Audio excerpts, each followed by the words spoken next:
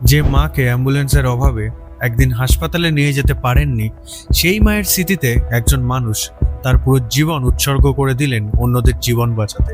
কিভাবে? চলুন আমি বলছি।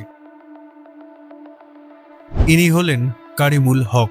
পশ্চিমবঙ্গের জলপাইগুড়ি জেলার মালবাজার এলাকার এক দরিদ্র পরিবারের সন্তান। পড়াশোনা বেশি দূর এগোয়নি। বড় হয়ে চা বাগানের শ্রমিকের কাজ শুরু করেন।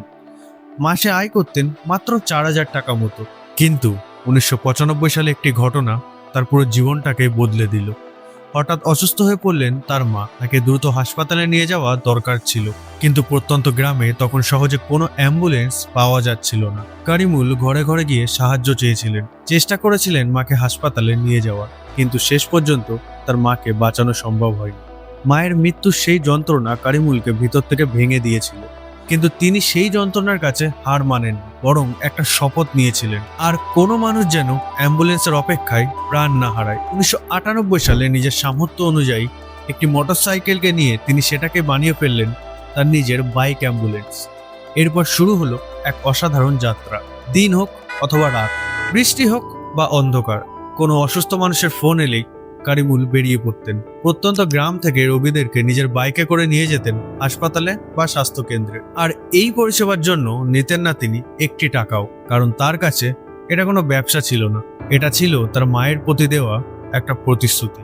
ধীরে ধীরে তার বাইক অ্যাম্বুলেন্স হয়ে উঠল আশেপাশের বহু গ্রামের মানুষের ভরসা। যে মানুষটি নিজের মাকে সময় মতো হাসপাতালে নিয়ে যেতে পারেননি, তিনিই পরে হাজার হাজার অসুস্থ মানুষের হাসপাতালে পৌঁছানোর রাস্তা হয়ে উঠলেন। আর তার এই অসাধারণ মানবিক কাজের স্বীকৃতি হিসাবে 2017 সালে ভারত সরকার তাকে পদ্মশ্রী সম্মানে ভূষিত করে। কিছু মানুষ নিজেদের কষ্টে ভেঙে পড়ে, আবার কিছু মানুষ সেই কষ্টকেই অন্যের জীবন বাঁচানোর কারণ বানিয়ে নেন। কারিমুল হক শুধু একটা মোটরসাইকেলকে অ্যাম্বুলেন্স বানাননি, তিনি তার নিজের মায়ের মৃত্যুর যন্ত্রণাকে মানুষের বাঁচার আশায় পরিণত করেছিলেন। আর তার এই অসাধারণ জীবনের গল্পই এবার বড় পর্দায় তুলে ধরছেন দেব। বাইক অ্যাম্বুলেন্স দ্বারা ছবিতে দেবকেই দেখা যাবে করিমুল হকের চরিত্রে। আর এমনই আরো অনুপ্রেরণাদায়ক কাহিনী শুনতে চাইলে এখনই সাবস্ক্রাইব করে রাখুন টিআরএসপি বঙ্গকে। জয় হিন্দ, জয় ভারত।